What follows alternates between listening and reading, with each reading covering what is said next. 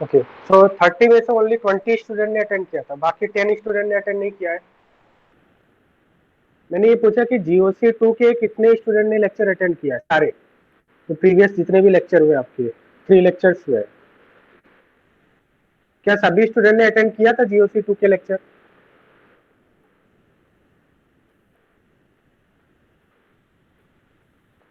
कोई ऐसा स्टूडेंट है जिसको समझ में नहीं आ रहा है? सभी स्टूडेंट को समझ में आ रहा है? बताइए कितने लोगों को समझ में आ रहा है जीओसी 1 जीओसी 2? कितने ऐसे स्टूडेंट जिनको सब कुछ समझ में आ रहा है? बताइए ऐसा और नो करके। कितने ऐसे स्टूडेंट हैं जिसको समझ में आ रहा है जीओसी 1 और जीओसी 2 में सब कुछ समझ में आया?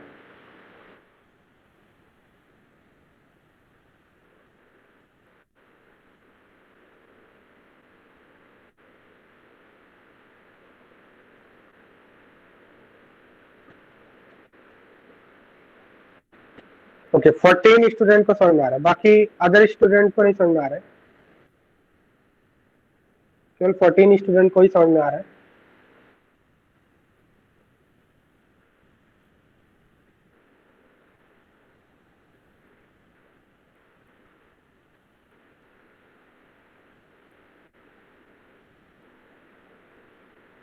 ओके, जो रिकॉर्डिंग तो मिल गया, अगर किसी स्टूडेंट ने अटेंड नहीं किया था तो रिकॉर्डिंग देख सकते हैं आप। ठीक है, बताइए जीओसी 2 में किसी को प्रॉब्लम है? अभी तक जितना पढ़ाया उसमें किसी को प्रॉब्लम है? बताइए। अगर किसी स्टूडेंट का लेक्चर छूट गया है तो आप रिकॉर्डिंग देख सकते हैं। अरमान, रिकॉर्ड कर रहे हो आज का लेक्चर?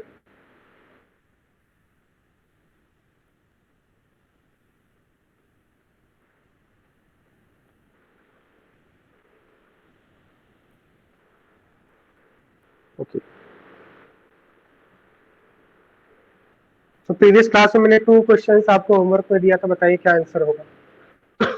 आंसर बताइए इसका।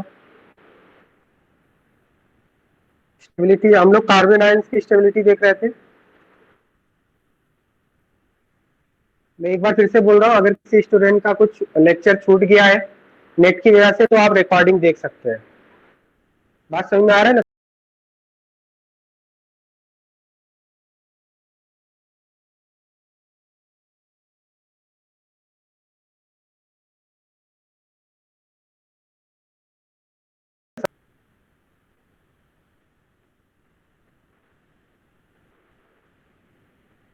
होमवर्क सॉल्व किया था क्या?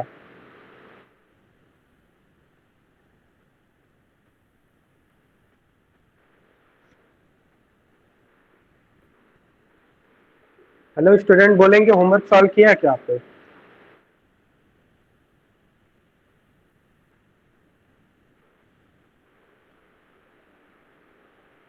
इसके पहले वाला समझ में आया था आपको? कार्बन आयन जो मैंने पढ़ाया था, ये सभी स्टूडेंट को समझ में आया था? Carbocation, carbon ion, free radical. हाँ, तो होमवर्क क्यों नहीं किया आपने?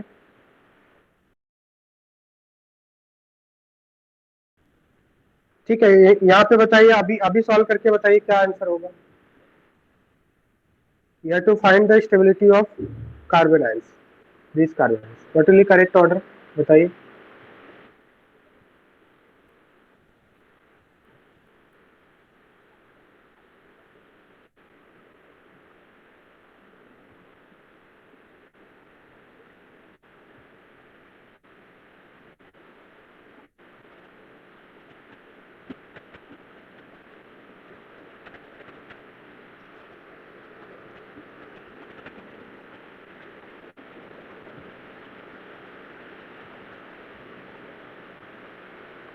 आंसर बताइए क्या ऑर्डर होगा? सभी को वॉइस आ रही क्लियरली?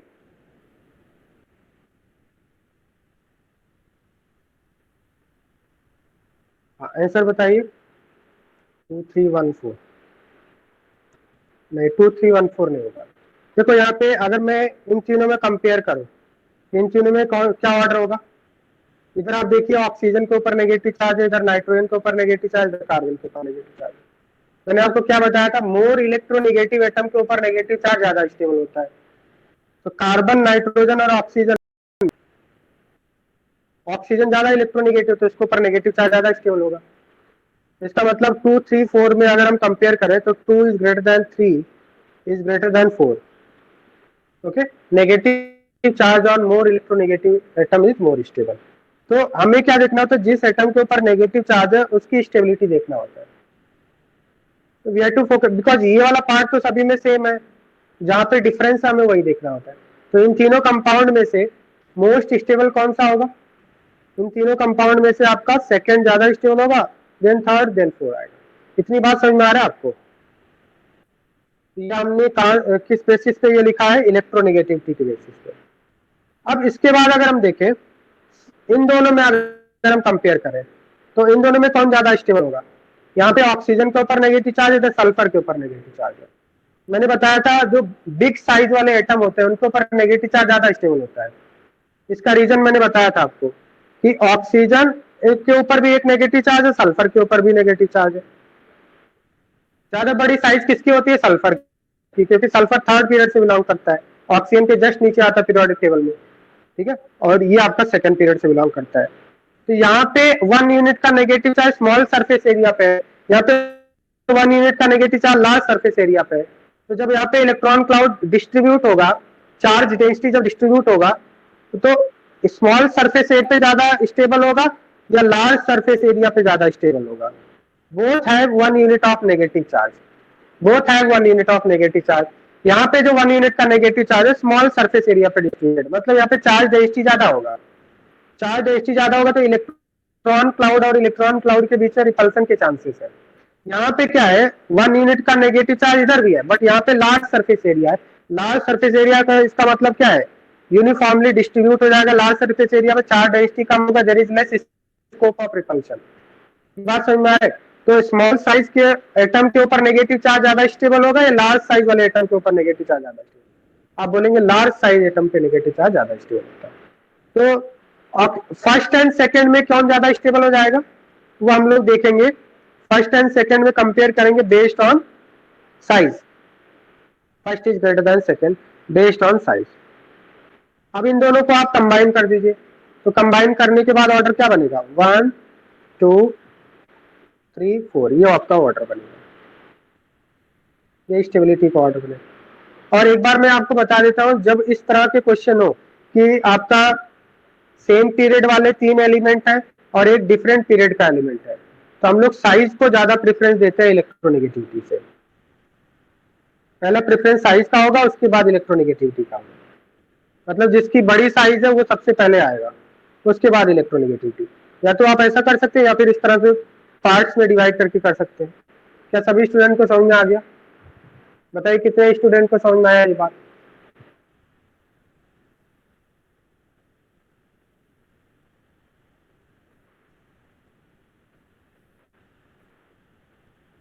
ओके, तो 5 स्टूडेंट को ही समझ में आया. 6 7 8 9.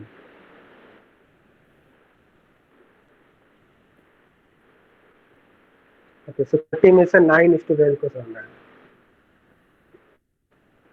अदर स्टूडेंट को नहीं समझ में आया?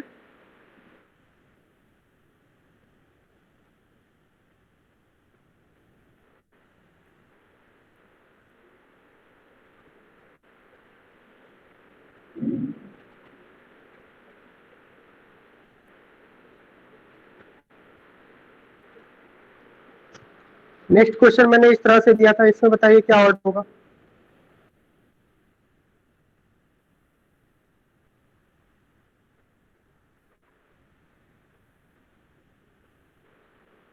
इसमें क्या ऑर्डर होगा? Which is more stable?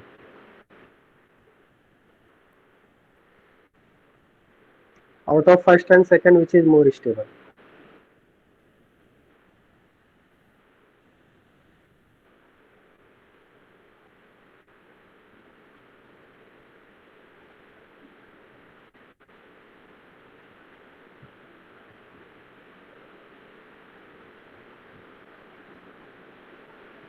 बताएंगे क्या which is more stable? 1 is greater than 2. Other students, other students बताइए क्या ऑर्डर होगा? और बताइए. अदर स्टूडेंट्स बताइए क्या ऑर्डर होगा, क्या ऑर्डर होना चाहिए।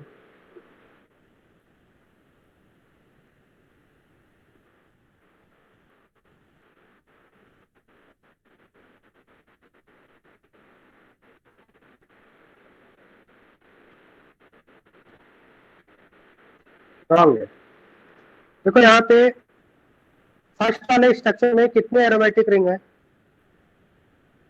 How many aromatic rings are there.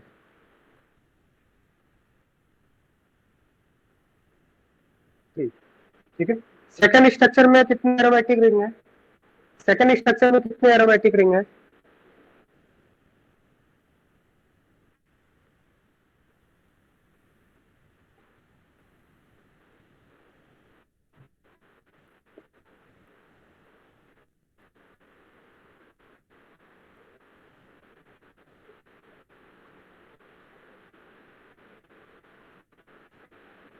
देखिए 3 तो आपको दिख रहे होंगे, 1 2 3। अगर मैं ये वाले रिंग की बात करूं, क्या ये वाला रिंग एरोमेटिक नहीं है इसमें। एक्चुअली यहाँ पे ज्वाइन नहीं किया था, इधर ज्वाइन नहीं किया है, यहाँ पे ज्वाइन कर दिया, तो ज्वाइन करने से एक और एरोमेटिक रिंग तैयार हो गया इधर। ये बात समझ में आ रहा है। देखो आप यहाँ पे नेगेटिव, ये जो डबल बॉन्ड है वो दोनों के बीच में क्या कॉमन है, मतलब ये साइक्लोपेंटेन का भी पार्ट है और इस बेंजीन का भी पार्ट है। This double bond is common between these two rings, right.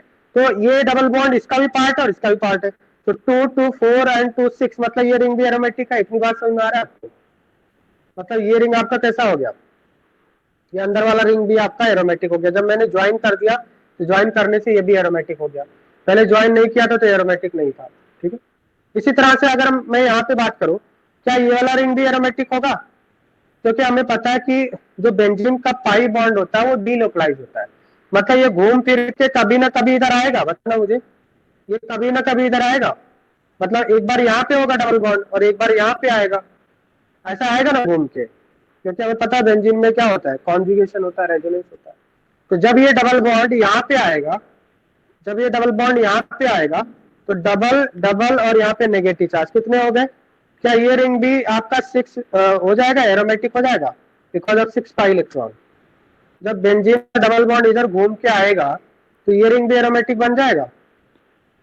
बताना इतनी बात समझ में आ रहा है सभी स्टूडेंट को, नहीं समझ में आ रहा तो बता देना। ठीक है, तो इसका मतलब ये भी आपका एरोमेटिक हो गया।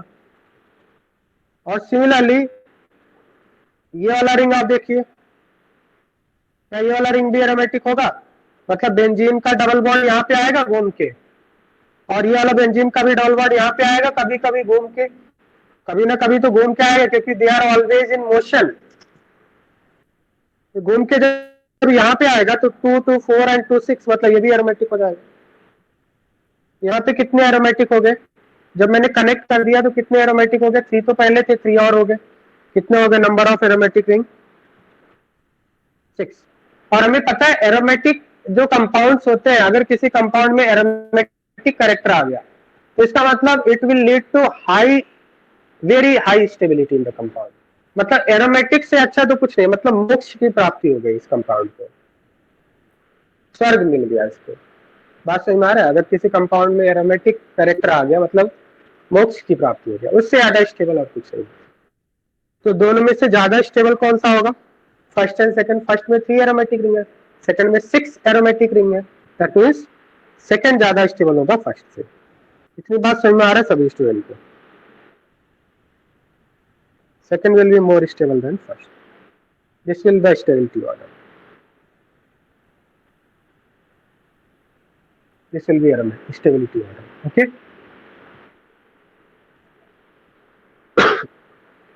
तो मान लिया सपोज ऐसा कंपाउंड है, इसको मैं इधर लिख देता हूँ।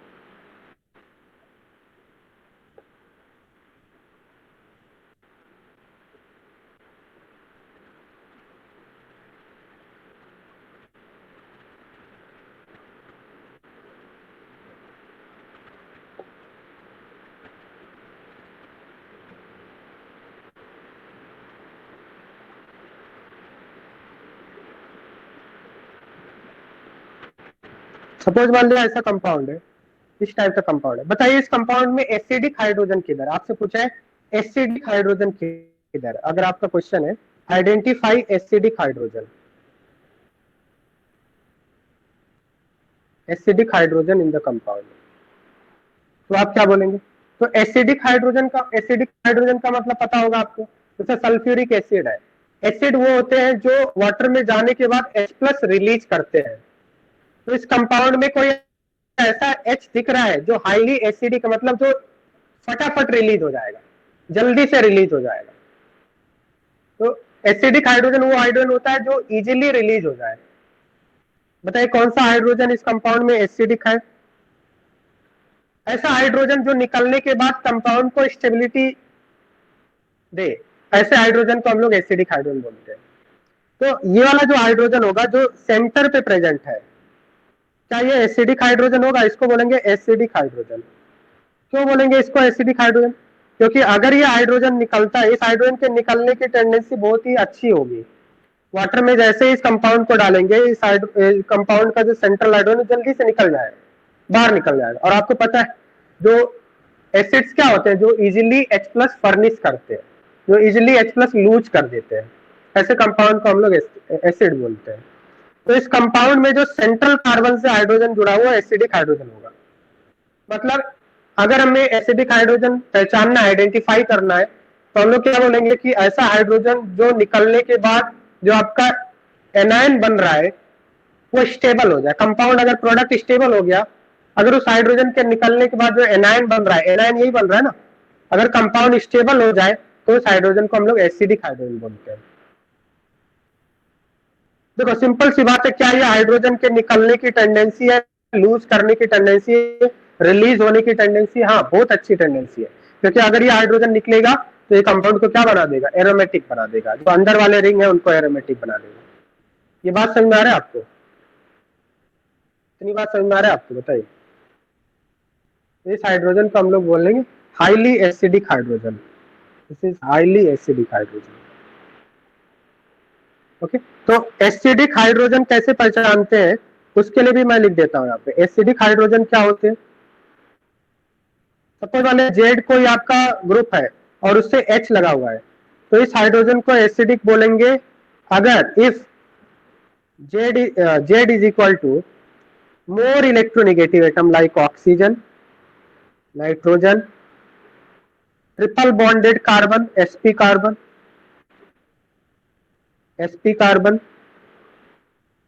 ओके, इस तरह से लिख लेते हैं ऑक्सीजन और नाइट्रोजन और ट्रिपल बॉन्डेड कार्बन, या फिर लिख सकते हैं sp कार्बन और सल्फर, और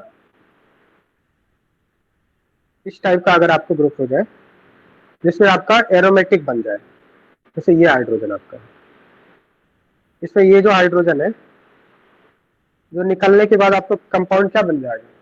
6 इलेक्ट्रॉन होने की वजह से एरोमेटिक हो जाएगा। तो ऐसे हाइड्रोजन एसिडिक हाइड्रोजन बोलते हैं। इतनी बात समझ में आ रहा है? मतलब एसिडिक हाइड्रोजन वो हाइड्रोजन होते हैं जो मोर इलेक्ट्रोनेगेटिव एटम से अटैच होते हैं। Hydrogen attach to more electronegative atoms are called acidic hydrogens.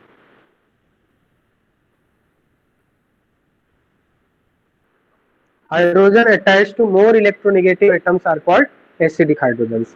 Like oxygen से attach hydrogen, नाइट्रोजन से अटैच हाइड्रोजन, ट्रिपल बॉन्ड से attach hydrogen, triple bonded carbon में पता है sp कार्बन की इलेक्ट्रोनेगेटिव नाइट्रोजन से भी ज्यादा होती है, सल्फर से अटैच हाइड्रोजन, या फिर कोई ऐसा हाइड्रोजन जो निकलने के बाद कंपाउंड एरोमेटिक हो जाए, ऐसे हाइड्रोजन को हम लोग एसिडिक हाइड्रोजन बोलते हैं। मतलब ऐसे हाइड्रोजन जिनके रिलीज होने की टेंडेंसी काफी ज्यादा होती है, तो मोर इलेक्ट्रोनेगेटिव एटम्स अटैच होते हैं, ऐसे हाइड्रोजन को हम लोग एसिडिक हाइड्रोजन। राइट, बात समझ में आ रहा है? इतनी बात। जैसे हम लोग एक कंपाउंड इस तरह से क्वेश्चन लिखते हैं, आइडेंटिफाई एसिडिक हाइड्रोजन इन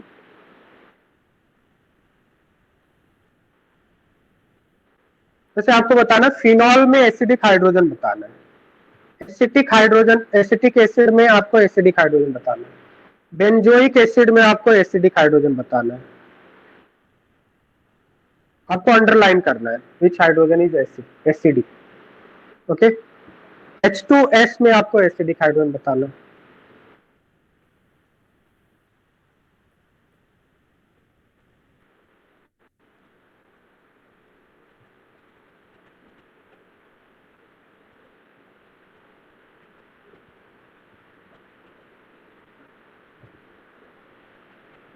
बताइए इसमें एसिडिक हाइड्रोजन किधर है?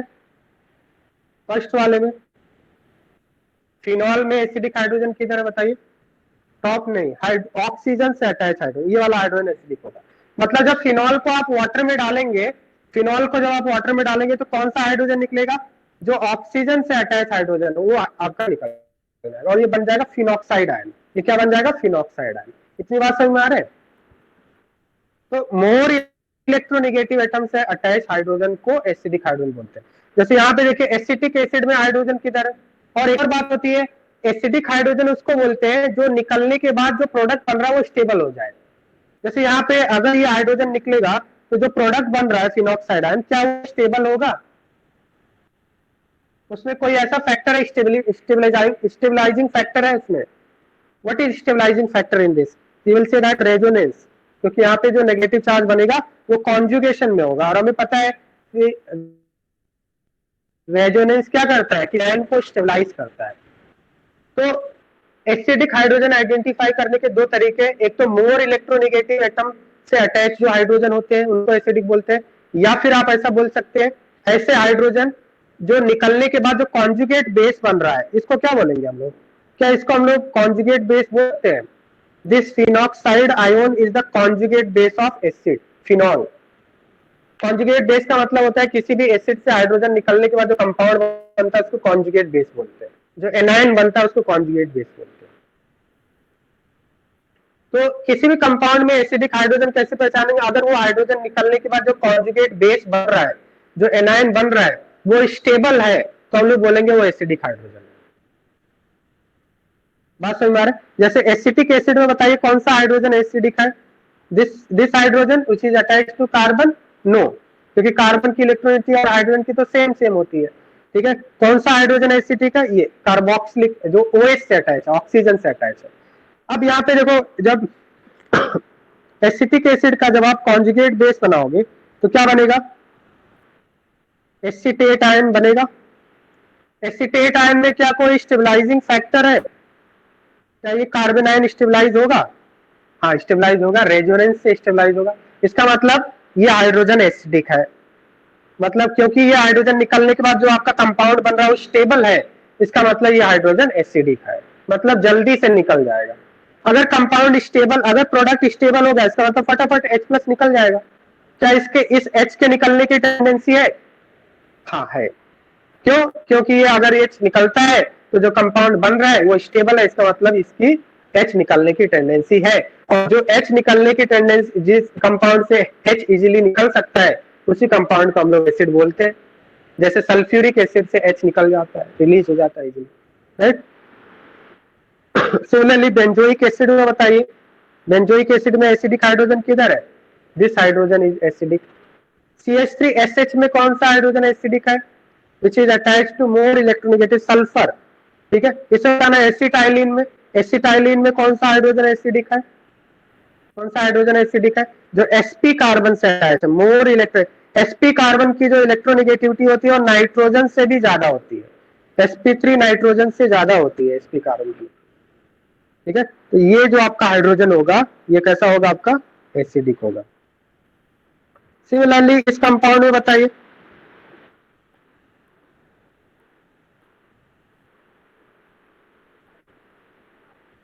जैसे ये कंपाउंड है आपका, ठीक है, इस कंपाउंड में बताइए identify acidic hydrogen, which hydrogen is acidic, इसको ए मान लेते हैं। ठीक है, और यहाँ पे भी कुछ हाइड्रोजन होंगे, इधर भी कुछ हाइड्रोजन होंगे, इसको बी मान लेते हैं, हिडन हाइड्रोजन होंगे। ठीक है, यहाँ पे भी हिडन हाइड्रोजन होगा, इसको सी मान लेते हैं, इसको बी मान लेते हैं। ठीक है, विच हाइड्रोजन इज एसिडिक? तो आप देखो ऐसा कौन सा हाइड्रोजन है जो निकलने के बाद कंपाउंड स्टेबल हो जाए, कोई स्टेबलाइजिंग फैक्टर है। तो अगर HA आपका निकल रहा है, हाइड्रोजन ए निकल रहा है, तो जो कंपाउंड बनेगा वो कैसा बनेगा? एरोमेटिक हो जाएगा, बहुत ही ज्यादा स्टेबल होगा। तो इसका मतलब हम लोग क्या बोलेंगे, HA इज एसिडिक। बात समझ में आ रहा है, HA is acidic, HB and HC are not acidic, HA is acidic. क्योंकि देखो कौन से हाइड्रोजन के रिलीज होने की टेंडेंसी ज्यादा होगी, HA की। क्यों? क्योंकि सिंपल सी बात है, जो अगर आपका H हाइड्रोजन निकलने के बाद जो कंपाउंड बन रहा है, प्रोडक्ट बन रहा है, अगर वो स्टेबल है तो उसकी टेंडेंसी होगी जल्दी से रिलीज होने की। अगर स्टेबल नहीं है तो इसका मतलब उसकी टेंडेंसी नहीं होगी। ये बात समझ में आती है? अगर स्टेबल हो रहा है कंपाउंड, हाइड्रोजन निकलने के बाद कंपाउंड स्टेबल हो रहा है तो अच्छी टेंडेंसी है उसकी H निकलने की। यहाँ तक बात समझ में आ गया सभी स्टूडेंट को, एसिडिक हाइड्रोजन कैसे आइडेंटिफाई करते हैं?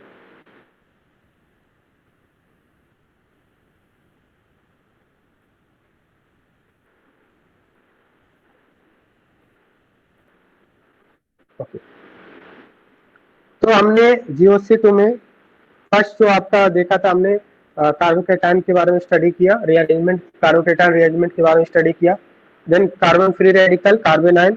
नेक्स्ट टॉपिक लिखिए एसिडिक स्ट्रेंथ। आज का टॉपिक है एसिडिक स्ट्रेंथ। तो कुछ आपको जेई में या कॉम्पिटिटिव एग्जाम में आपको कुछ कंपाउंड्स दिए होंगे और उनका आपको एसिडिक स्ट्रेंथ कंपेयर करना होगा कि कौन सा कंपाउंड ज्यादा एसिडिक होगा, कौन सा कंपाउंड लेस एसिडिक होगा। काफी इंपॉर्टेंट टॉपिक है, बहुत ही इंपॉर्टेंट टॉपिक है ये। ओके, तो एसिडिक स्ट्रेंथ, ये तो बात आपको समझ में आ गया होगा कि एसिडिक स्ट्रेंथ को देखो, सबसे पहले तो हम लोग लिख लेते हैं एसिडिक स्ट्रेंथ को Ka से रिप्रेजेंट करते हैं। एसिडिक स्ट्रेंथ को हम लोग Ka से रिप्रेजेंट करते हैं, मतलब जिस एसिड का Ka ज्यादा होगा उसका एसिडिक स्ट्रेंथ ज्यादा होगा। क्योंकि हमें पता है Ka क्या होता है, एसिड डिसोसिएशन कांस्टेंट होता है। तो जिस एसिड का, सपोज मान ले कोई एसिड है Ha, अगर ये डिसोसिएट हो रहा है H plus plus A minus में, अगर इसका इक्विलिब्रियम कांस्टेंट का जो वैल्यू है, K की वैल्यू हाई है, इसका मतलब उसका आयनाइजेशन ज्यादा हो रहा है, और अगर आयनाइजेशन ज्यादा हो रहा है इसका मतलब वो इजिली H प्लस लूज कर सकता है, और जो इजिली H प्लस लूज कर सकता है उसका मतलब एसिडिक स्ट्रेंथ ज्यादा होगा। So more the K value more will be acidic strength. इतनी बात समझ में आ रहा है आपको?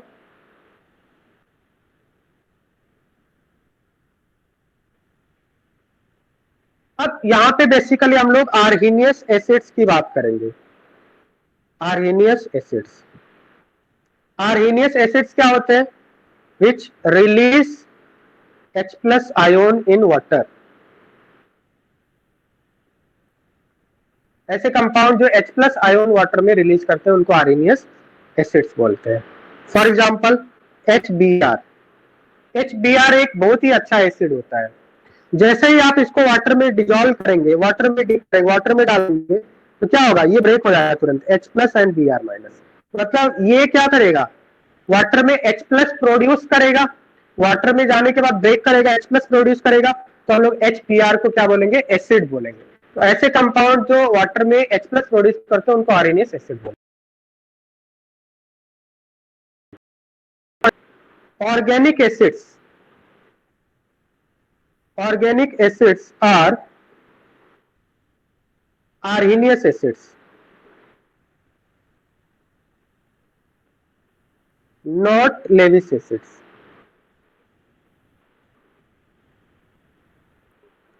जो ऑर्गेनिक एसिड्स होते हैं, अब ऑर्गेनिक और इनऑर्गेनिक का मतलब क्या है? जितने भी हाइड्रा एसिड्स होते हैं, जो हाइड्रा एसिड्स होते हैं लाइक HCl, HBr, HI, जो हाइड्रा एसिड्स होते हैं उनको बोलते हैं इनऑर्गेनिक एसिड्स। ये सब होते हैं इनऑर्गेनिक एसिड्स, जो आप इनऑर्गेनिक केमिस्ट्री में हम लोग पढ़ते हैं, इनके बारे में केमिकल बॉन्डिंग में पढ़ चुके हैं, कैसे एसिडिक स्ट्रेंथ कंपेयर करना होता है, ये सभी हमने केमिकल बॉन्डिंग में देखा। ठीक है, और ऑर्गेनिक एसिड्स का मतलब जिस ऐसे कंपाउंड जिनमें COOH ग्रुप होता है। ठीक है, जैसे आपका एसिटिक एसिड, ठीक है, formic acid, benzoic acid, phenol जिसका OH ग्रुप होता है, फिनॉल, एल्कोहल, CH3OH, ये सब क्या होते हैं, ऑर्गेनिक एसिड्स होते हैं। मतलब ऑर्गेनिक एसिड्स के अंदर कार्बोक्सिलिक ग्रुप आता है, और उसमें से भी एसिडिक कौन होता है, जो ऑक्सीजन से अटैच हाइड्रोजन होता है वो एसिडिक होता है। तो ज्यादातर ऑर्गेनिक एसिड्स में कार्बोक्सिलिक ग्रुप आते हैं, या फिर OH इस तरह से OH ग्रुप आते हैं। इतनी बात समझ में आ रहा है? तो ऑर्गेनिक जो एसिड्स होता है वो आर्हेनियस एसिड होता है, क्योंकि ये H है, ये सभी H+ लूज करेंगे। कौन सा H+ लूज करेंगे? यहाँ पे मैंने अंडरलाइन कर दिया, जो मैंने अभी थोड़ी देर पहले आपको बताया, ये H+ लूज करेंगे। ठीक है, okay. They are not Lewis acid. Lewis acid क्या होते हैं? Inorganic acid generally Lewis acid होते हैं। जैसे लेविस एसिड में क्या होता है आपका AlCl3, BF3, ये सब लेविस एसिड होते हैं, क्योंकि इनमें 6 इलेक्ट्रॉन होता है। और लेविस एसिड क्या होते हैं? इलेक्ट्रॉन एक्सेप्टर होते हैं, जो इलेक्ट्रॉन एक्सेप्ट करते हैं। ऑर्गेनिक एसिड्स ऐसा नहीं होता है। ऑर्गेनिक एसिड्स जो होते हैं वो H+, उनकी टेंडेंसी होती है H+ लूज करने की। ऑर्गेनिक एसिड्स को एसिड इसलिए बोला जाता है क्योंकि वो H+ लूज करने की टेंडेंसी रखते हैं। उनको एसिड इसलिए नहीं बोला जाता क्योंकि वो इलेक्ट्रॉन एक्सेप्ट करते हैं। इतनी बात समझ में आ रही है? तो ऑर्गेनिक एसिड्स लेविस एसिड नहीं होते हैं, वो आर्हेनियस एसिड होते हैं, मतलब वो वाटर में H+ लूज करेंगे। उनकी टेंडेंसी इलेक्ट्रॉन एक्सेप्ट करने की नहीं होती, वो इलेक्ट्रॉन डेफिशिएंट नहीं होते हैं। They are called organic acid because of their Arrhenius nature, because of their tendency to lose H+ ion in water. इतनी बात समझ में आ रहा है आपको? तो इस टाइप के आपको ऑर्गेनिक एसिड में इस टाइप के आपको कंपाउंड नहीं मिलेंगे। इतनी बात समझ में आ रही है आपको?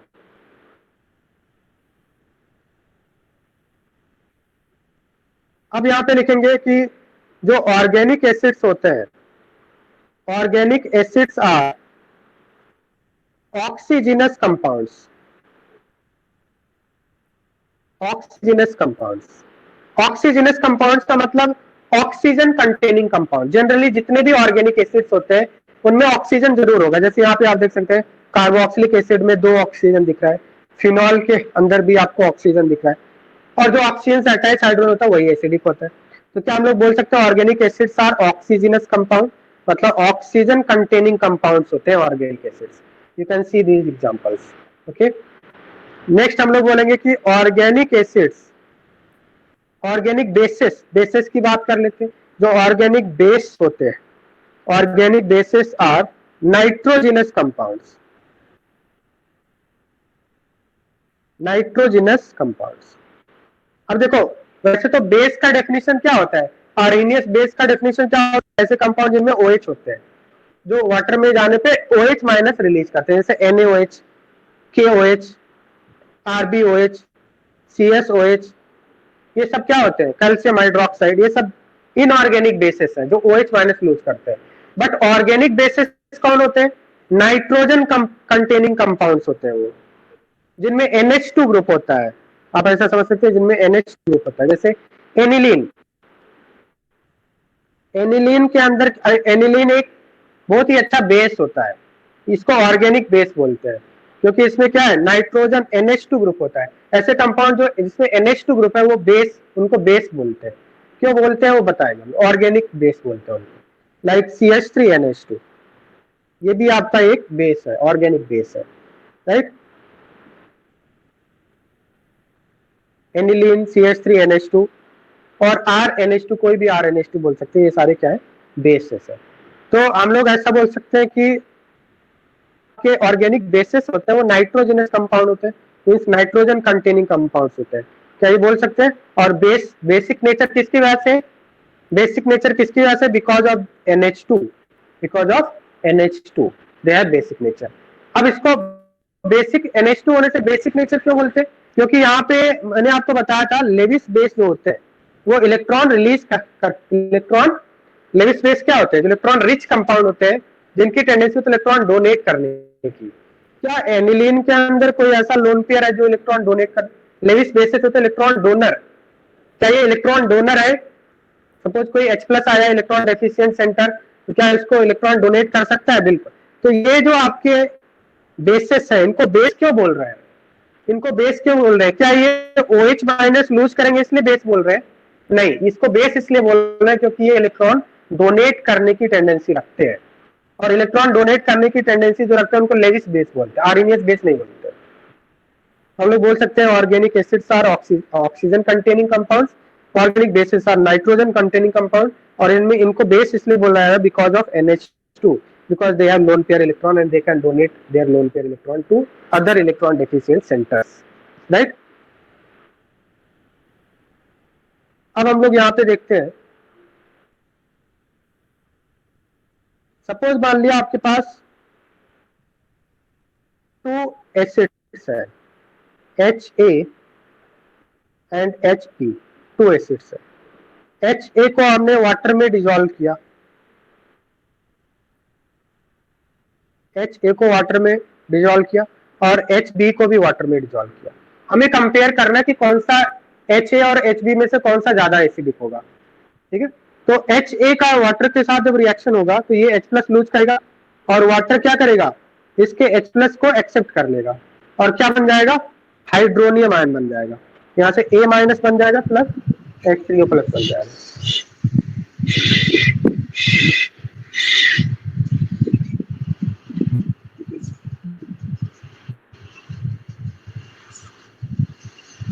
बंगा ये क्या कर रहा है? यस बंगा,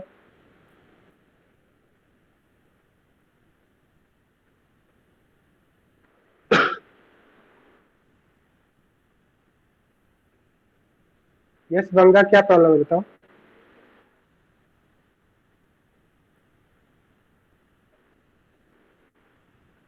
ठीक है, तो ये आपका क्या है, एसिड है और एसिड जब H+ लूज करेगा तो इसको क्या बोलेंगे हम लोग, A- को बोलेंगे इस एसिड का कॉन्जुगेट बेस बोलेंगे।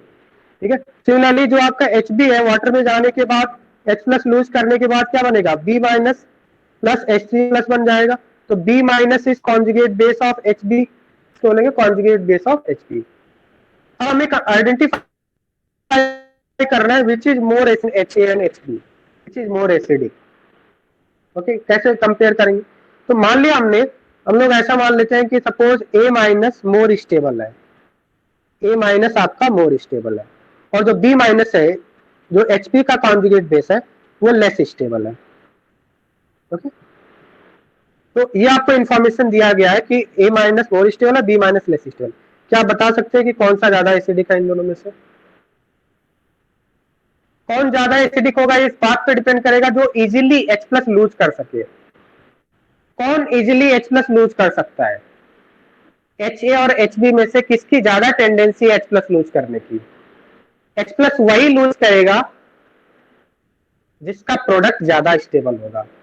ये बात समझ में आ रहा है? जैसे अगर मैं आपसे बात करूं कि कौन सा रिएक्शन फास्टर होगा A और B में से, इन दोनों रिएक्शन में से कौन सा रिएक्शन फास्टर होगा, मतलब कौन से रिएक्शन की रेट ज्यादा होगी, किस रिएक्शन की स्पीड ज्यादा होगी, किस रिएक्शन के होने के चांसेस ज्यादा होंगे, बताना मुझे एक बार।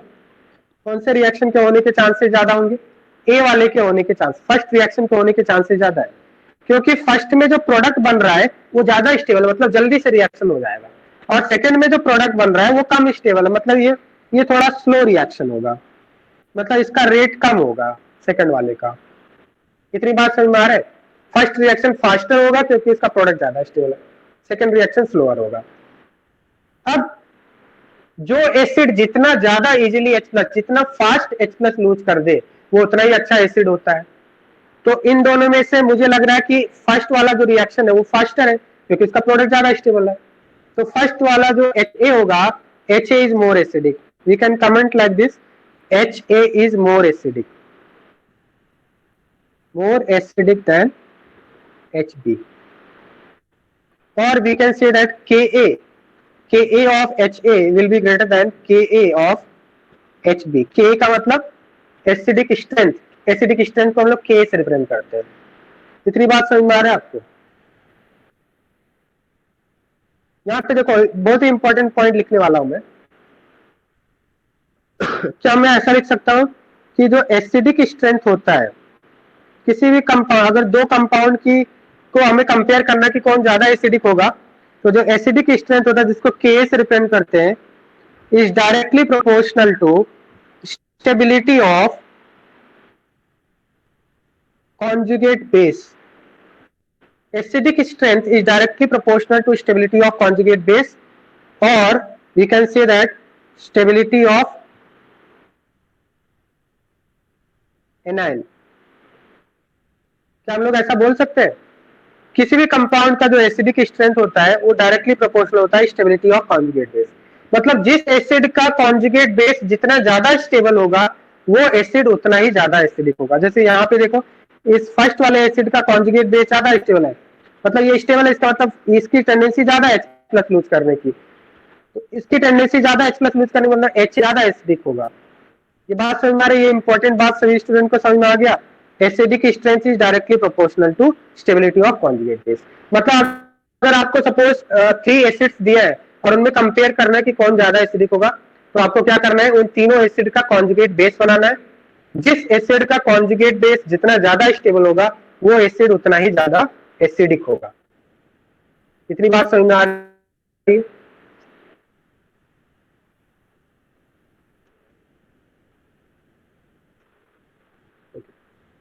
तो हम लोग लिखेंगे फैक्टर्स अफेक्टिंग एसिडिक स्ट्रेंथ।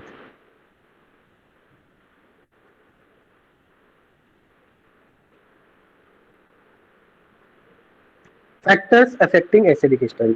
तो एसिडिक स्ट्रेंथ बहुत सारे फैक्टर्स पे डिपेंड करता है। First factor is electronegativity.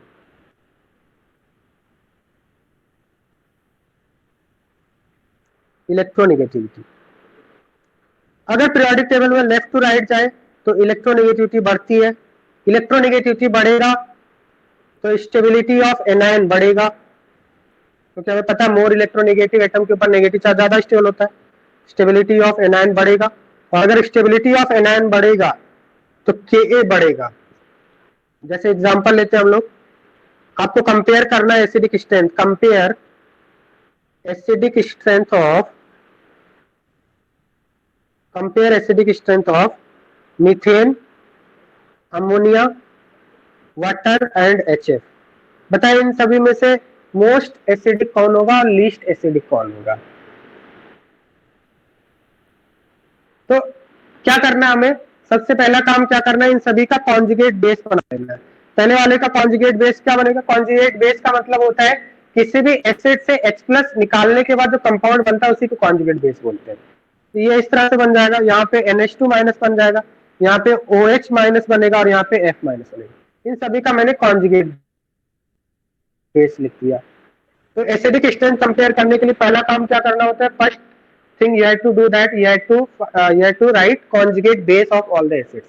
अब इन जो conjugate base आपने बनाया है, इन conjugate base में से जो जितना ज्यादा स्टेबल होगा उसका करस्पॉन्डिंग एसिड उतना ही ज्यादा एसिडिक होगा। तो हमें पता है यहाँ पे अगर हम देखें, जैसे कार्बन पे नेगेटिव, नाइट्रोजन इधर ऑक्सीजन और इधर फ्लोरीन पे नेगेटिव, हमें पता है मोर इलेक्ट्रोनेगेटिव एटम के ऊपर नेगेटिव चार्ज ज्यादा स्टेबल होता है। तो स्टेबिलिटी ऑफ कॉन्जुगेट बेस क्या होगा? जो स्टेबिलिटी ऑफ कॉन्जुगेट बेस का ऑर्डर होगा वही एसिडिक स्ट्रेंथ का भी ऑर्डर होगा। बात समझ में आ रहा है? तो स्टेबिलिटी ऑफ कॉन्जुगेट बेस का order left to right increasing है, तो एसिडिक स्ट्रेंथ का भी ऑर्डर क्या होगा? स्टेबिलिटी ऑफ कॉन्जुगेट बेस ये है, ये ऑर्डर है स्टेबिलिटी ऑफ कॉन्जुगेट बेस का। तो एसिडिक स्ट्रेंथ क्या होगा? हम लोग बोलेंगे कि HF आपका इनमें से सबसे ज्यादा एसिडिक है और CH4 सबसे लीस्ट एसिडिक है। अब यहाँ पे देखो CH4 में कार्बन और हाइड्रोजन की इलेक्ट्रोनेगेटिविटी ऑलमोस्ट सेम है। क्या इसमें कोई पोलराइजेशन होने के चांसेस है? नहीं। और जब तक पोलराइजेशन नहीं होगा तब तक ये बॉन्ड कैसे मिलेगा? क्या CH4 का H निकल सकता है? क्या उसकी टेंडेंसी है इजिली निकलने की? नहीं, बहुत ही कम टेंडेंसी है। CH4 तो बिल्कुल ही एसिडिक नहीं होता है। HF में देखो इलेक्ट्रोनेगेटिव डिफरेंस है तो पोलैरिटी क्रिएट होगा और F जल्दी से निकल जाएगा, इसलिए मैंने बोला कि HF ज्यादा एसिडिक है। सेकेंड देखते हैं हम लोग,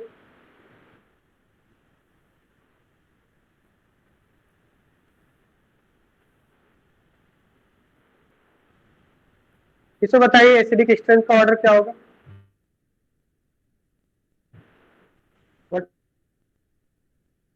order of acidic strength TH3 को बोलते हैं फॉस्फीन, ये एक पॉइजनस गैस होती है। Phosphine is a poisonous gas, H2 hydrogen sulphide HCl। तो इनमें क्या करेंगे, सबसे पहले कॉन्जुगेट बेस बना लेंगे। तो ये कॉन्जुगेट बेस बनाया मैंने Cl माइनस। अब इसमें क्या किधर मूव कर रहे हैं? Left to right third period में मूव कर रहे हैं ना। सिलिकॉन, फास्फोरस, सल्फर, क्लोरीन, ये थर्ड पीरियड के एलिमेंट है। इनमें से सबसे ज्यादा आपका इलेक्ट्रोनेगेटिव कौन है? क्लोरीन है। लेफ्ट टू राइट इलेक्ट्रॉन बढ़ता है, मतलब क्लोरीन के ऊपर नेगेटिव चार्ज ज्यादा स्टेबल है, तो क्लोरीन Cl माइनस सबसे ज्यादा स्टेबल है। तो जिस एसिड का कॉन्जुगेट बेस ज्यादा स्टेबल होता है वो एसिड ज्यादा एसिडिक होता है। तो एसिडिक स्ट्रेंथ का ऑर्डर क्या होगा, ये ऑर्डर हो जाएगा, इंक्रीजिंग ऑर्डर होगा। क्या इतनी बात समझ में आ रहा है? किसी भी एसिड का एसिडिक स्ट्रेंथ निकालना है आपको उसका कॉन्जुगेट बेस लिख लीजिए, और कॉन्जुगेट बेस की जो स्टेबिलिटी का ऑर्डर होगा वही एसिडिक स्ट्रेंथ का ऑर्डर। ठीक है, नेक्स्ट थिंग हम लोग देखते हैं second factor. Second factor on which acidic strength depend is size of atom. More the size of atom, more will be the stability of conjugate base, more will be acidic strength. जैसे हम लोग first example लिखते हैं HF, HCl, HBr, HI। इसे बताना कौन सा सबसे ज्यादा एसिडिक होगा, कौन सा कंपाउंड सबसे ज्यादा एसिडिक होगा, बताइए। तो इसमें क्या करेंगे, इसका कॉन्जुगेट बेस लिख लेंगे इधर F minus Cl minus Br minus I minus, ये कॉन्जुगेट बेस लिख दिया। अब क्या यहाँ पे इलेक्ट्रोनेगेटिविटी के बेसिस पे चेक करेंगे? नहीं, क्योंकि ये सेम पीरियड के एलिमेंट नहीं है, ये डिफरेंट पीरियड के एलिमेंट है। और in second period, third period, fourth period, fifth period ये सेम ग्रुप के एलिमेंट है। तो यहाँ पे आप साइज के बेसिस पे कंपेयर करेंगे। जिस एटम की साइज ज्यादा होती है, बड़े साइज वाले एटम के ऊपर नेगेटिव चार्ज ज्यादा स्टेबल होता है। तो यहाँ पे आपका कौन सा कॉन्जुगेट बेस ज्यादा स्टेबल होगा? I minus. तो एसिडिक स्ट्रेंथ का ऑर्डर क्या हो जाएगा? देखो I माइनस अगर ज्यादा स्टेबल है इसका मतलब HI जल्दी से H प्लस लूज कर देगा और I माइनस में आ जाएगा, इसका मतलब HI के H प्लस लूज करने की टेंडेंसी सबसे ज्यादा है, तो HI सबसे ज्यादा एसिडिक होगा। HF का जो कॉन्जुगेट बेस बन रहा है वो लेस स्टेबल है, इसका मतलब इसकी टेंडेंसी बहुत ही कम है H प्लस लूज करने की, तो कम टेंडेंसी है, इसका मतलब लेस एसिडिक है।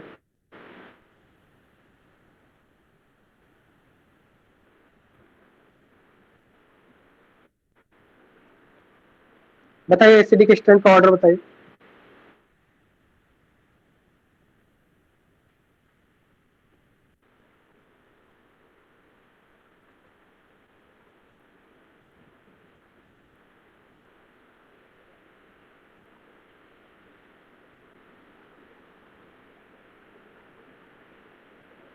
तो यहाँ पे कौन से पीरियड में जा रहे हैं? Oxygen, sulphur, selenium, tellurium, polonium, ये ग्रुप 16 से बिलोंग करते हैं, टॉप टू बॉटम जा रहे हैं ग्रुप 16 के अंदर।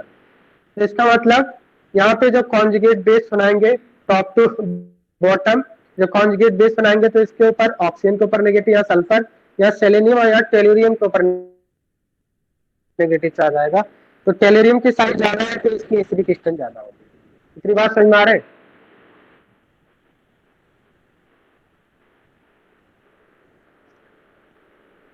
नेक्स्ट बताइए, नेक्स्ट वाले कंपाउंड बताना। NH3, PH3, ASH3, SbH3, इसकी एसिडिक स्ट्रेंथ ज्यादा होगी। इसमें भी वही ऑर्डर होगा, यहाँ पे नाइट्रोजन फैमिली में टॉप टू बॉटम जा रहे हैं, वही ऑर्डर होगा। जब हम लोग इसका कॉन्जुगेट बेस बनाएंगे तो एंटी मनी के ऊपर नेगेटिव चार्ज सबसे ज्यादा स्टेबल होगा। ठीक है, थर्ड फैक्टर हम लोग लिखेंगे। Third factor, third factor on which acidic strength depends is hybridization, hybridization of atom। Acidic strength hybridisation पे भी डिपेंड करता है, बट हाइब्रिडाइजेशन किसका देखेंगे? जिस एटम, जो एटम एसिडिक है उसी का हाइब्रिडाइजेशन देखेंगे हम लोग। जैसे फॉर एग्जांपल हमने एक क्वेश्चन लेते हैं, क्वेश्चन के बेसिस पे हम लोग इसको समझते हैं। या आपका कुछ कंपाउंड दिए गए,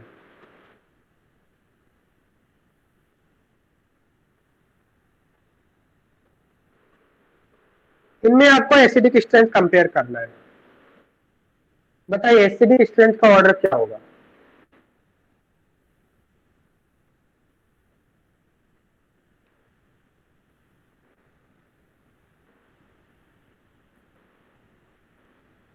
इसको 1 2 3 4 1 2 3 4, एसिडिक स्ट्रेंथ का ऑर्डर क्या होगा? आपको बताना है कि एसिडिक स्ट्रेंथ का ऑर्डर क्या होगा।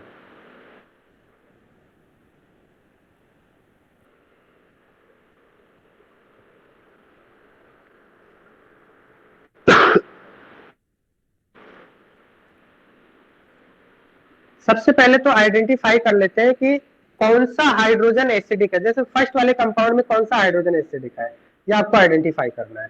मैं यहाँ पे HAHBHC लिख लेता हूँ, ठीक है। यहाँ पे कितने डिफरेंट टाइप के हाइड्रोजन दिख रहे हैं फर्स्ट वाले कंपाउंड में? एक ये वाला हाइड्रोजन दिख रहा है जो sp2 नेचर का है, एक ये वाला डबल बॉन्ड से, एक ये हाइड्रोजन। 3 डिफरेंट टाइप के हाइड्रोजन है, 3 डिफरेंट टाइप के। कौन सा हाइड्रोजन एसिडिक है? वो हाइड्रोजन जो निकलने के बाद स्टेबल हो जाए, जो कार्बन आयन स्टेबल हो जाए। कोई ऐसा हाइड्रोजन दिख रहा है जो निकलने के बाद रेजोनेंस वगैरह आ जाए? हाँ, ये वाला हाइड्रोजन आपका एसिडिक होगा। ये बात समझ में आ रहा है? क्योंकि अगर हाइड्रोजन निकलेगा तो ये क्या हो जाएगा? CH2 minus CH double bond CH2, ये इसका क्या बनेगा? कॉन्जुगेट बेस बनेगा पहले वाले का। तो यहाँ पे देखो ये negative single double bond resonance में हो गया, मतलब ये हाइड्रोजन आपका एसिडिक है। इसको ए मान लेते हैं, इसको बी और इसको सी। तो hydrogen A is acidic, not hydrogen B and C. ये बात समझ में आ गया? क्योंकि हाइड्रोजन बी और सी अगर आप निकालेंगे तो रेजोनेंस नहीं होगा। हाइड्रोजन ए ज्यादा एसिडिक है तो हाइड्रोजन ए निकलेगा आपका, ठीक है। इस कंपाउंड में दो सिमेट्रिकल है, कोई भी हाइड्रोजन निकाल लो आपको कोई भी फर्क नहीं पड़ता है। तो सेकेंड कंपाउंड का जब आप कॉन्जुगेट बेस बनाएंगे तो आप ऐसा लिखेंगे CH minus double bond CH2, CH minus double bond CH2। Third compound में बताइए एसिडिक हाइड्रोजन कहां पे है? एसिडिक हाइड्रोजन किधर दिख रहा है आपको?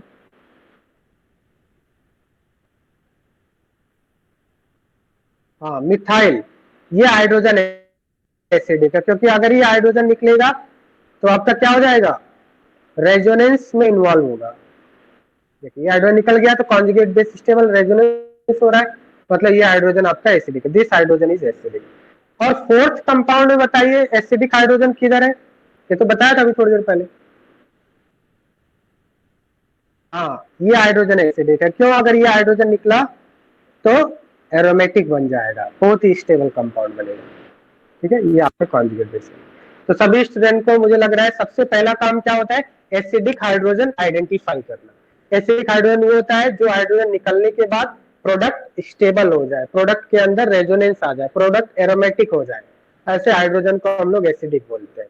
या फिर ऐसा हाइड्रोजन मोर इलेक्ट्रोनेगेटिव एटम से अटैच्ड है। अब यहाँ पे बताइए सबसे ज्यादा एसिडिक कौन होगा?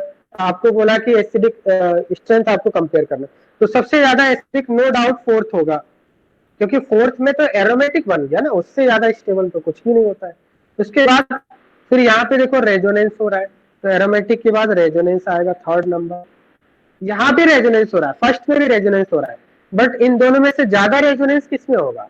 इसके रेजोनेटिंग स्ट्रक्चर बनते हैं 6, बनाया था हमने। और इसके रेजोनेटिंग स्ट्रक्चर कितने बनेंगे?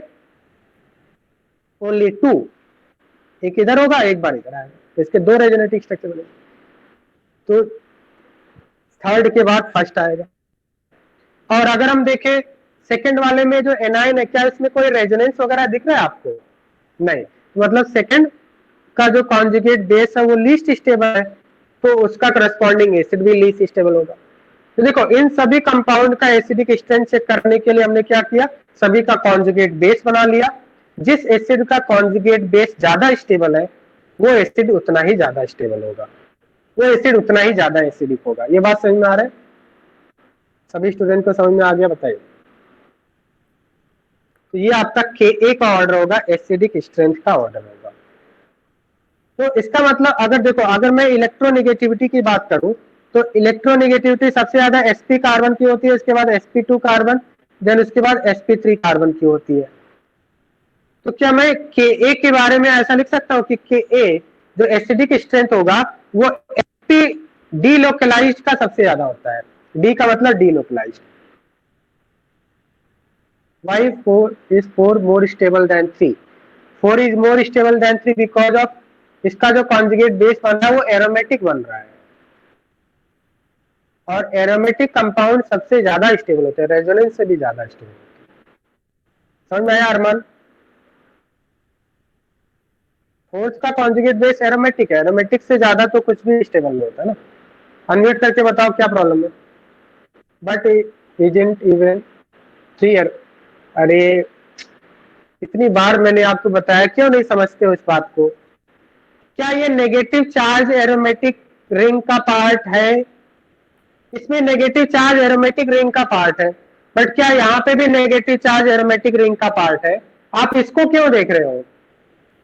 क्या पूरा कंपाउंड एरोमेटिक है? एक बार फिर से देखते हैं। जैसे यहाँ पे इस कंपाउंड में जब ये हाइड्रोजन निकला तो आपका जो कंपाउंड बन रहा है, जो नेगेटिव चार्ज है वो एरोमेटिक रिंग का पार्ट है, मतलब बहुत ही फास्ट डीलोकलाइजेशन होगा। एरोमेटिक रिंग के अंदर बहुत ही रैपिड डीलोकलाइजेशन होता है, इलेक्ट्रॉन डांस करने लगते हैं अंदर, बहुत ही रैपिड डीलोकलाइजेशन। क्या यहाँ पे भी ये हाइड्रोजन निकलने के बाद ये नेगेटिव चार्ज एरोमेटिक रिंग का पार्ट है? एरोमेटिक रिंग का पार्ट नहीं है, ये सिर्फ रेजोनेंस कर रहा है, एरोमेटिक रिंग का पार्ट नहीं है।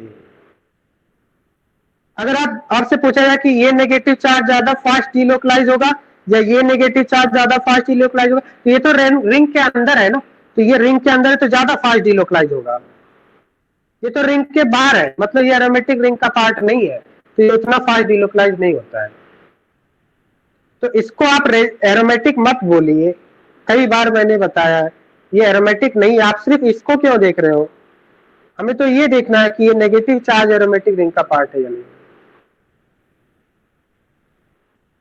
आप देव क्या बोल रहे हो? अनम्यूट करके बताओ जल्दी से, क्या पूछ रहे हैं? तो सेकंड वाले में हाइड्रोजन क्यों निकला? हाइड्रोजन क्या हुआ? निकला क्यों निकला? मतलब देखो हाँ, इसमें मैंने क्या बोला, एसिडिक स्ट्रेंथ का ऑर्डर बताना है। तो कोई ना एक कोई भी एक हाइड्रोजन निकलेगा, तो इसमें हमारे पास दो ही हाइड्रोजन है और सब सिमेट्रिकल है, एक जैसे है, चाहे आप इसको निकालो या फिर इसको निकाल लो। तो एक तो कोई निकालोगे ना, तभी तो एसिडिक स्ट्रेंथ बताएंगे। तो मैंने इस हाइड्रोजन को निकाले, आप इसको भी निकाल सकते हो, दोनों एक जैसे एसिडिक हाइड्रोजन, दोनों एक जैसे हैं। हमें एसिडिक स्ट्रेंथ कंपेयर करना है, तो हम देख रहे हैं कि किस कंपाउंड का हाइड्रोजन जल्दी निकल सकता है। तो इसमें भी निकाल के हाइड्रोजन देख लिया कि हाइड्रोजन निकलने के बाद ये कंपाउंड बना, अगर ये स्टेबल होगा तो जल्दी निकलेगा, अगर स्टेबल नहीं होगा तो उसके निकलने के चांसेस कम होंगे, उसके एसिडिक स्ट्रेंथ कम होगी, उसके रिलीज होने की चांसेस कम होगी। बात समझ में आया? यहाँ पे जो चार हाइड्रोजन है वो आइडेंटिकल है, एक जैसे है, तो किसी एक को आप निकाल लो, कोई फर्क नहीं पड़ता। बात समझ में आ रहा है? इतनी बात अभी क्लियर हो गया? अरे निकलेगा, हाइड्रोजन तो निकलेगा ना, ये हाइड्रोजन निकलेगा बट चांसेस कम है, ऐसा बोलेंगे। हाइड्रोजन निकलेगा बट उसके चांसेस अदर से कम है, अदर जो कंपाउंड है उसमें जितना एसिडिक है, उसमें जितना फास्ट हाइड्रोजन निकलेगा उतना फास्ट नहीं निकल पाएगा। बात समझ में आ रहा है?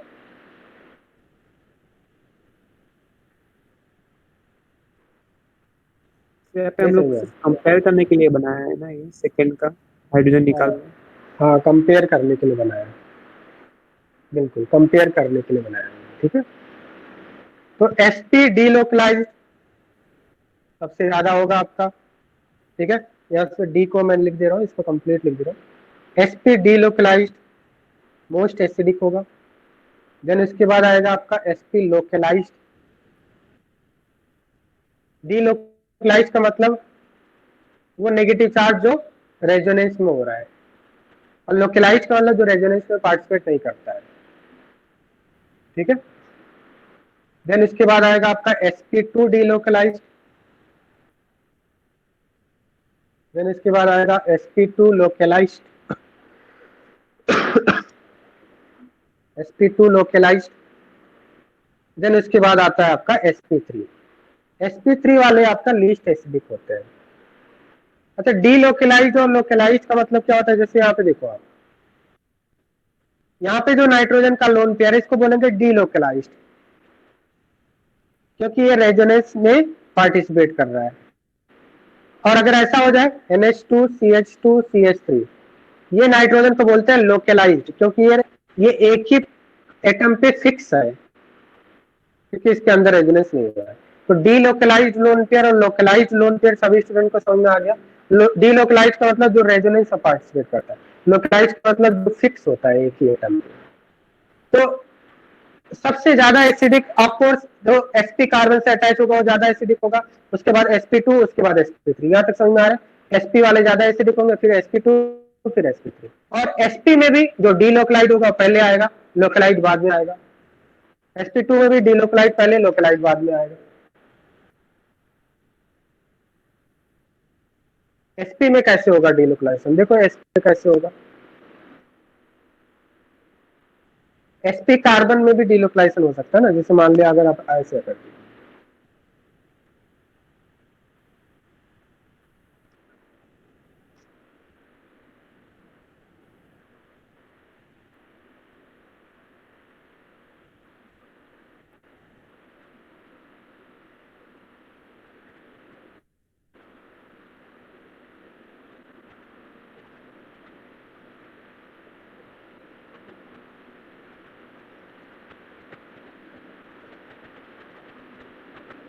इस तरह से देखो आप, मतलब ये जो आपका नेगेटिव चार्जेस के जस्ट साइड वाला आइटम क्या है, sp है। तो इसमें डीलोकलाइजेशन हो सकता है या नहीं, या फिर इसको ऐसे ऐसे कर लेते हैं, इस तरह से ले लेते हैं, C minus double bond C double bond C, इस तरह से आपका। ओके, अब इसका आयोडाइजेशन क्या है बताना मुझे, इस नेगेटिव चार्ज का आयोडाइजेशन क्या है बताना मुझे एक बार। एक लोन पेयर और एक सिग्मा बॉन्ड है, sp है, sp है या नहीं, ठीक है। क्या ये डीलोकलाइजेशन कर सकता है या नहीं,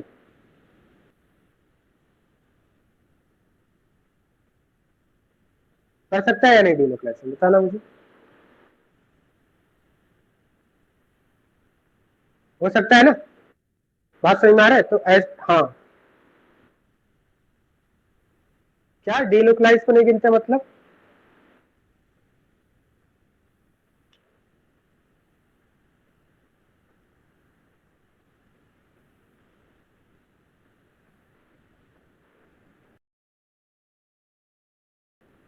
हाँ देखो डीलोकलाइज को नहीं गिनते हैं, बिल्कुल सही बोला आपने।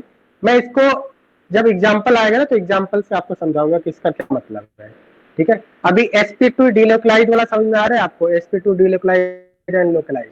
जैसे यहाँ पे देखो आप, यहाँ पे जो कार्बन है इसका आयोडाइजेशन बताना मुझे, यहाँ पे जो कार्बन इसका आयोडाइजेशन बताओ आप, यहाँ पे जो कार्बन इसका आयोडाइजेशन क्या है, sp2 है, क्योंकि नेगेटिव चार्ज को तो लेंगे नहीं, नॉन पेयर को तो लेंगे नहीं, ठीक है। 2 हाइड्रोजन और एक 3 हाइड्रोजन है, मतलब sp2 है।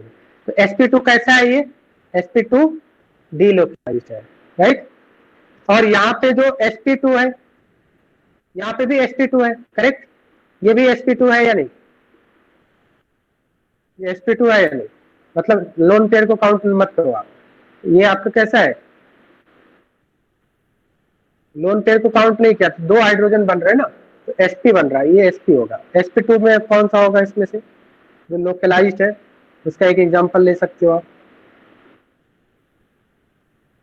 हाँ, ये तो आपका देखो यहाँ पे तो लोन पेयर डीलोकलाइज है नहीं, तो इसको भी काउंट करेंगे ना, तो sp2 हो गया, ये भी sp2 है, ये भी sp2 है आपका। sp2 बट ये कैसा है, लोकलाइज्ड है, क्योंकि ये आपका लोन पेयर कॉन्जुगेशन में पार्टिसिपेट नहीं कर रहा है।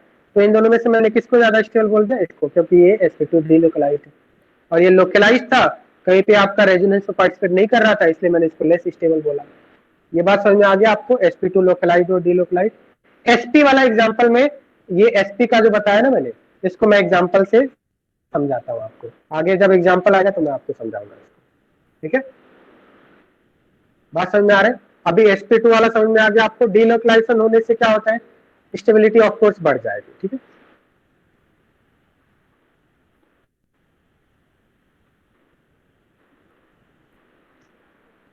नेक्स्ट हम लोग लिखेंगे फोर्थ फैक्टर।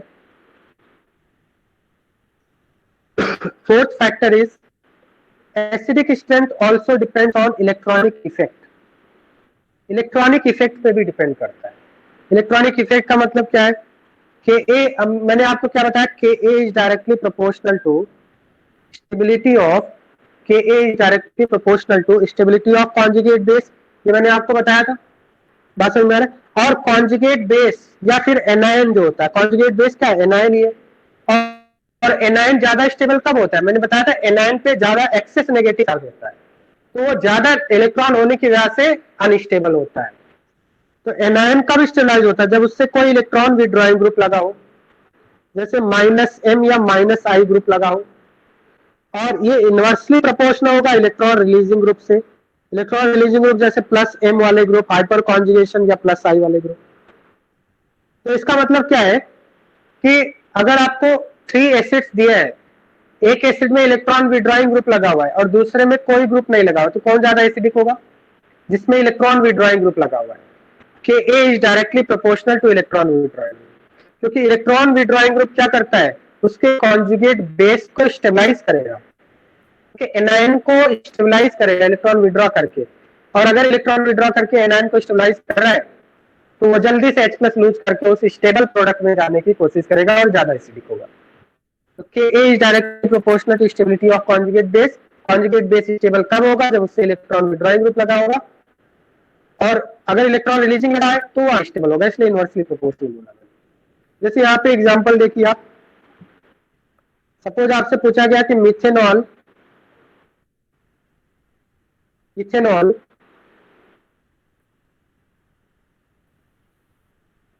आइसोप्रोपेनॉल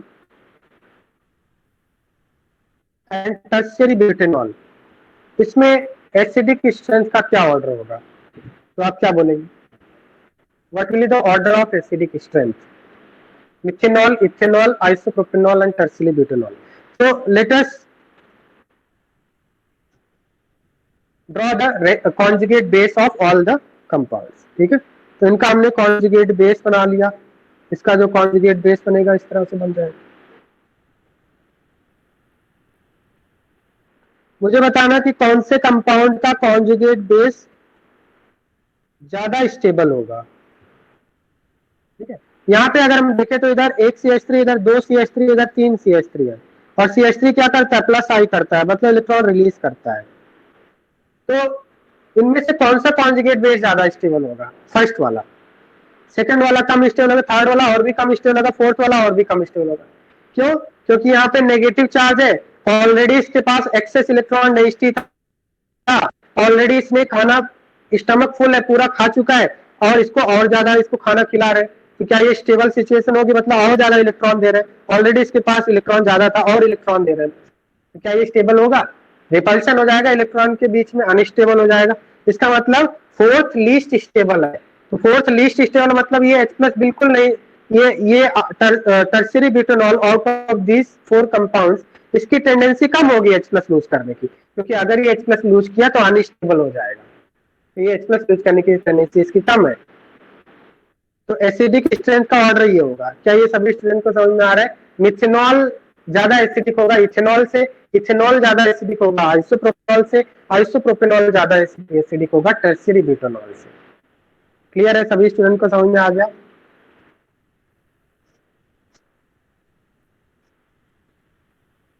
अब देखो सेकंड एग्जाम्पल लेते हैं।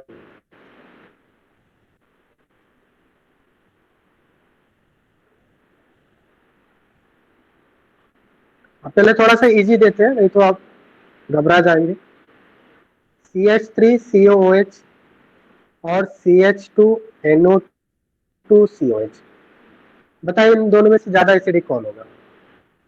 जल्दी से बताइए, बहुत ही इजी क्वेश्चन है।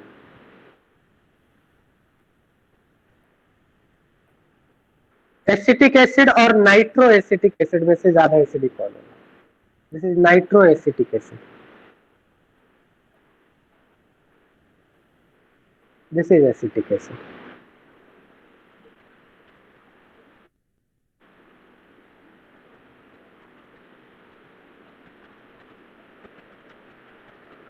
तो यहाँ पे अगर हम एसिटिक एसिड का कॉन्जुगेट बेस बनाएंगे तो ऐसा बनेगा, और नाइट्रो एसिटिक एसिड का कॉन्जुगेट बेस बनाएंगे तो ऐसा बनेगा। हम लोग कॉन्जुगेट बेस की स्टेबिलिटी देखते हैं, रेजोनेंस तो दोनों में होगा, बट यहाँ पे अगर हम देखें तो नाइट्रो ग्रुप लगा हुआ है। नाइट्रो ग्रुप क्या होता है? इलेक्ट्रॉन विड्रॉइंग ग्रुप होता है, मतलब ये इलेक्ट्रॉन विड्रॉ करेगा, और ये जो नेगेटिव चार्ज है इसके ऊपर, उसको क्या करेगा? इस negative charge excess electron density का बर्डन है इसके ऊपर, उसको कम करने में ये हेल्प करेगा नाइट्रो ग्रुप। ये बात समझ में आ रहा है? क्योंकि ये अपना -I दिखाएगा, और -I से उसके एक्सेस चार्ज के बर्डन को कम करेगा, और कम करेगा मतलब ये ज्यादा स्टेबल है, अगर ये ज्यादा स्टेबल है तो इसका मतलब ये जल्दी H+ लूज करेगा और ये ज्यादा एसिडिक होगा। या फिर सिंपल सी बात है, जिस एसिड में इलेक्ट्रॉन विड्रॉइंग ग्रुप लगे होते हैं वो ज्यादा एसिडिक होता है। बात समझ में आ गया? जिस एसिड में इलेक्ट्रॉन विड्रॉइंग ग्रुप लगे होते हैं वो ज्यादा एसिडिक होता है। इतनी बात समझ में आ रहा है आपको?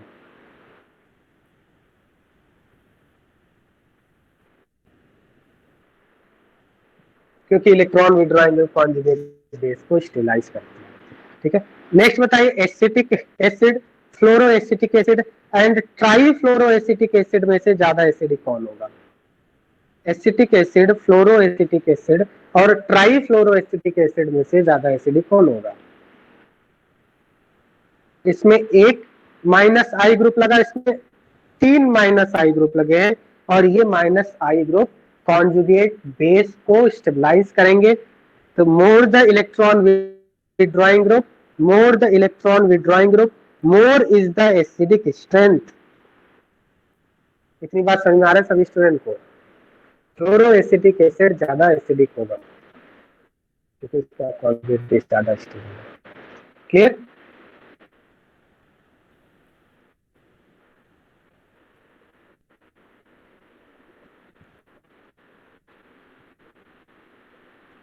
आज आपका लेक्चर कितने बजे तक है?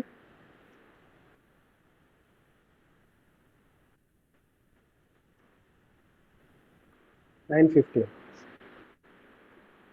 कल कॉलेज एग्जाम चल रहा है क्या? कॉलेज का एग्जाम चल रहा है आपका? अच्छा, ठीक है। बताइए इसमें एसिडिक स्ट्रेंथ कितने बजे? कल एग्जाम कब है कल? बताइए कौन सा सब्जेक्ट का पेपर है? 2 बजे। तो अभी जल्दी छोड़ना है आपको? जल्दी छोड़ना है क्या? मतलब जल्दी फ्री करना है क्या आपको? ठीक है, तो बताइए जल्दी से ऑर्डर बताइए। ऑर्डर बताइए, क्या ऑर्डर होगा? देखो इसमें सबसे पहले तो हम लोग देख लेते हैं कि एसिडिक हाइड्रोजन को अंडरलाइन कर लेते हैं। ये आपका एसिडिक हाइड्रोजन, इधर ये एसिडिक हाइड्रोजन, इधर ये एसिडिक हाइड्रोजन, इधर ये। मतलब ये हाइड्रोजन, ये वाला हाइड्रोजन एसिडिक होगा क्या? नहीं, इससे ज्यादा एसिडिक। मतलब हम लोग क्या करते हैं, सुनो, हम लोग क्या करते हैं, किसी भी कंपाउंड में जो ज्यादा एसिडिक है सिर्फ उसी पे फोकस करते हैं। मतलब इस कंपाउंड, फर्स्ट वाले कंपाउंड में 2 हाइड्रोजन है, इसको या फिर इसको, दोनों की सेम एसिडिक स्ट्रेंथ, मैंने इसको मान लिया, आप इसको भी मान सकते हैं, कोई दिक्कत नहीं है। बट एक बार में तो एक ही निकलेगा ना, ये बात समझ में आ रहा है या नहीं? एक बार में कोई एक हाइड्रोजन निकलेगा ना, या तो ये या फिर ये, कोई आप मान सकते हो, लेफ्ट वाला भी मान सकते हो। इसमें ये निकलेगा क्योंकि सबसे ज्यादा एसिडिक है। देखो ये भी एसिडिक है, ये जो कार्बन से आपका हाइड्रोजन लगा हुआ ना, ये भी एसिडिक है। क्यों? क्योंकि इसके बगल में नाइट्रो ग्रुप लगा, बट इससे भी ज्यादा एसिडिक है। तो हम लोग सिर्फ उस पर फोकस करते हैं जो ज्यादा एसिडिक होता है, जो मैक्सिमम एसिडिक एसिडिक स्ट्रेंथ होता है। ठीक है, इसमें ये वाला हाइड्रोजन निकलेगा और इसमें ये वाला हाइड्रोजन निकलेगा।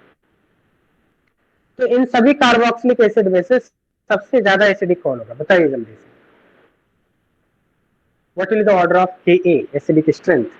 What will be the order of Ka acidic strength? बताइए जल्दी बताइए। तो अब इन सब, ये सभी ग्रुप क्या है, -I लगा रहे हैं ना, ये सभी ग्रुप -I लगा रहे हैं। -I का ऑर्डर याद है आपको? -I सबसे ज्यादा कौन करता है? जिसके ऊपर पॉजिटिव चार्ज होता है, सबसे ज्यादा NH3+ करता है। उसके बाद -I, उससे बाद न्यूट्रल में सबसे अच्छा -I कौन करता है? NO2। NO2 is expert in withdrawing electron. उसके बाद कौन होता है? कार्बोक्सिलिक। कार्बोक्सिलिक के बाद फ्लोरीन होता है।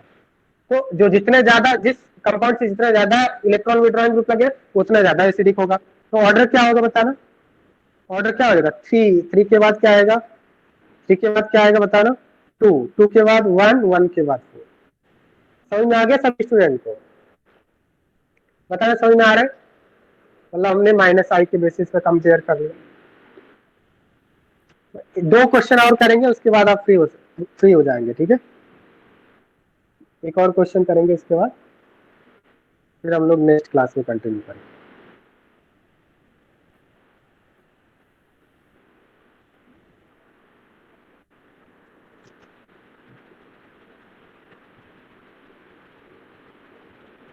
बताइए इसमें एसिडिक स्ट्रेंथ का ऑर्डर बताइए।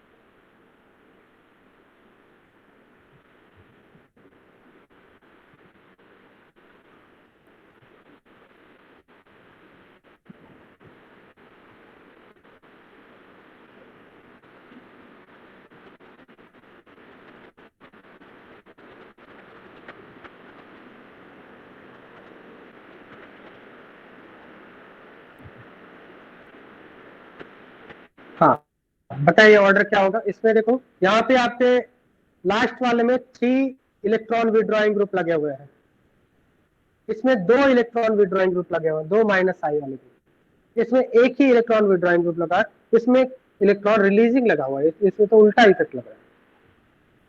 तो लीस्ट एसिडिक कौन होगा? Electron releasing group carbon ion को डिस्टेबलाइज करते हैं और एसिडिक स्ट्रेंथ कम कर देते हैं। तो जिस जिस कंपाउंड में इलेक्ट्रॉन रिलीजिंग ग्रुप लगा है उसका एसिडिक स्ट्रेंथ सबसे कम होगा। इतनी बात समझ में आ रहा है? जिसमें जितना ज्यादा इलेक्ट्रॉन विड्रॉइंग ग्रुप लगे वो उतना ही ज्यादा उसका कॉन्जुगेट बेस उतना ज्यादा स्टेबल होगा, वो उतना ही ज्यादा एसिडिक होगा। ये बात समझ में आ रहा है? 4 3 2 1 सभी स्टूडेंट को समझ में आ गया? More the electron withdrawing group more is the acidic strength. Clear? Next बताइए।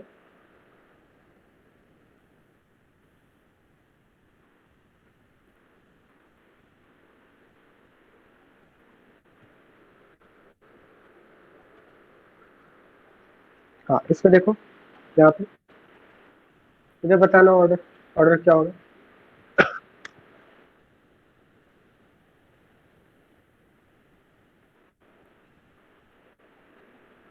देखो कौन सा हाइड्रोजन निकलेगा, कौन सा हाइड्रोजन निकलेगा, अगर आपसे पूछा है कौन सा हाइड्रोजन का, तो आप कुछ भी नहीं देख रहा। कार्बोक्सिलिक है तो कार्बोक्सिलिक का OH निकलेगा, इसमें कुछ भी सोचना ही नहीं है आपको, कार्बोक्सिलिक का ही हाइड्रोजन निकलेगा। ये बात तो पक्की है, ये बात पक्का है कि कार्बोक्सिलिक का ही हाइड्रोजन निकलेगा, क्योंकि कार्बोक्सिलिक का हाइड्रोजन बहुत ज्यादा एसिडिक होता है, क्योंकि यहाँ पे जब नेगेटिव चार्ज आता है तो रेजोनेंस में होता है, ऑक्सीजन तो ऑक्सीजन डिलोकलाइजेशन बहुत ही स्टेबल होता है।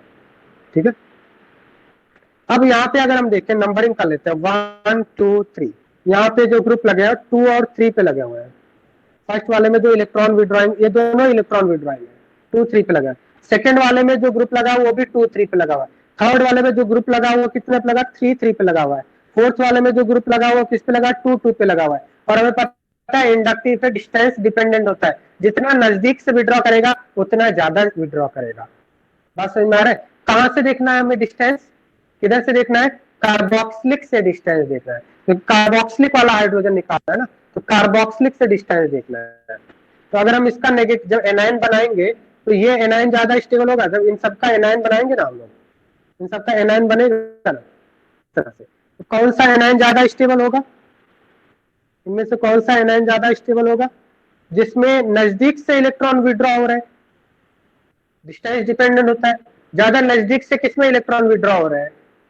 2 2 पे। इस CO माइनस के ज्यादा नजदीक है 4 4 के बाद, 4 के बाद बताना। इसमें तो 3 3 है, 3 3 का मतलब सेकंड थर्ड वाला लास्ट में जाएगा। ये बात समझ में आ रहा है? ये आपका फर्स्ट पे आया, ये दूर है तो ये लास्ट में गया आपका। ठीक है, अब इन दोनों में देखो तो यहाँ पे क्लोरीन और ब्रोमीन की इलेक्ट्रॉनिटी किसकी ज्यादा होती है? क्लोरीन की ज्यादा इलेक्ट्रॉनिटी होती है ब्रोमीन से, मतलब क्लोरीन ज्यादा इलेक्ट्रॉन विड्रॉ करता है, तो क्लोरीन ज्यादा नजदीक होना चाहिए। तो इसके बाद आएगा 1 नंबर, 1 के बाद 2 आएगा, 4 1 2 3। ठीक है, 4 1 2 3 ये करेक्ट आंसर है। बात समझ में आ गया सभी स्टूडेंट को? इतनी बात समझ में आ रही है? बताना मुझे, आगे सभी स्टूडेंट को।